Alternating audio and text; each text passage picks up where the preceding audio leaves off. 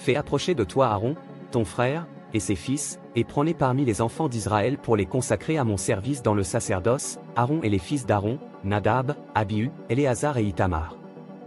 Tu feras à Aaron, ton frère, des vêtements sacrés, pour marquer sa dignité et pour lui servir de parure.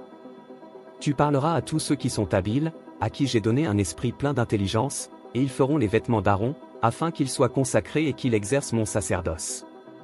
Voici les vêtements qu'ils feront, un pectoral, un éphod, une robe, une tunique brodée, une tiare, et une ceinture.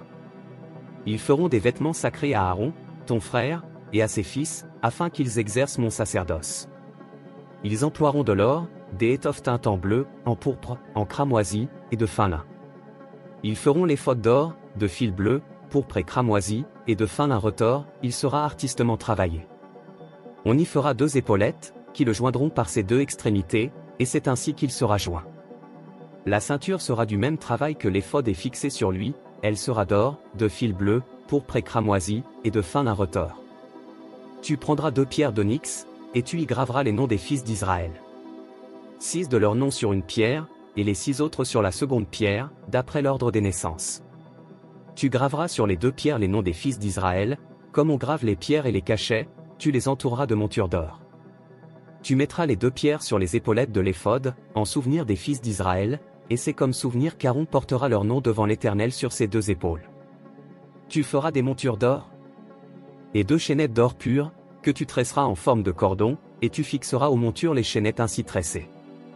Tu feras le pectoral du jugement, artistement travaillé, tu le feras du même travail que l'éphod, tu le feras d'or, de fil bleu, pourpre et cramoisi, et de fin lin retors.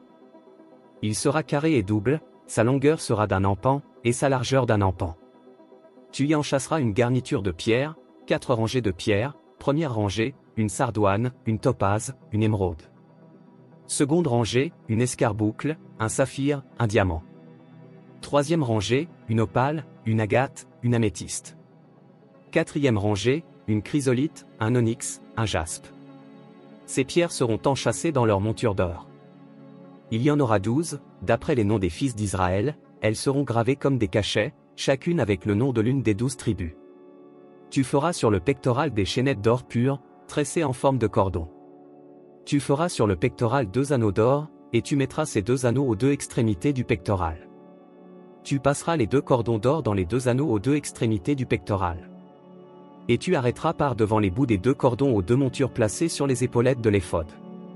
Tu feras encore 2 anneaux d'or, que tu mettras aux 2 extrémités du pectoral, sur le bord intérieur appliqué contre l'éphod.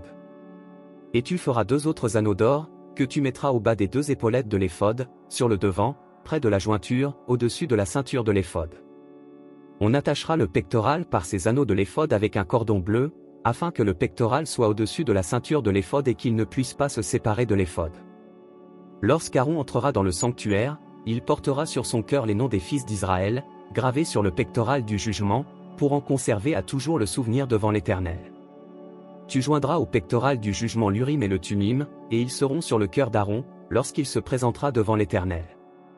Ainsi, Aaron portera constamment sur son cœur le jugement des enfants d'Israël, lorsqu'il se présentera devant l'Éternel.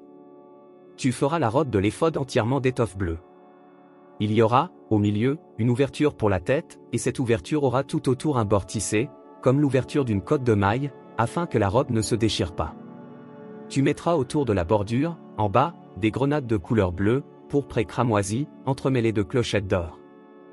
Une clochette d'or et une grenade, une clochette d'or et une grenade, sur tout le tour de la bordure de la robe. Aaron s'en revêtira pour faire le service, quand il entrera dans le sanctuaire devant l'Éternel, et quand il en sortira, on entendra le son des clochettes, et il ne mourra point. Tu feras une lame d'or pur, et tu y graveras, comme on grave un cachet, sainteté à l'Éternel. Tu l'attacheras avec un cordon bleu sur la tiare, sur le devant de la tiare. Elle sera sur le front d'Aaron, et Aaron sera chargé des iniquités commises par les enfants d'Israël en faisant toutes leurs saintes offrandes, elle sera constamment sur son front devant l'Éternel, pour qu'il leur soit favorable. Tu feras la tunique de fin lin, tu feras une tiare de fin lin, et tu feras une ceinture brodée. Pour les fils d'Aaron tu feras des tuniques, tu leur feras des ceintures, et tu leur feras des bonnets, pour marquer leur dignité et pour leur servir de parure. Tu en revêtiras Aaron, ton frère, et ses fils avec lui. Tu les oindras, tu les consacreras, tu les sanctifieras, et ils seront à mon service dans le sacerdoce. Fais-leur des caleçons de lin, pour couvrir leur nudité, ils iront depuis les reins jusqu'aux cuisses. Aaron et ses fils les porteront, quand ils entreront dans la tente d'assignation, ou quand ils s'approcheront de l'autel, pour faire le service dans le sanctuaire, ainsi ils ne se rendront point coupables, et ne mourront point. C'est une loi perpétuelle pour Aaron et pour ses descendants après lui.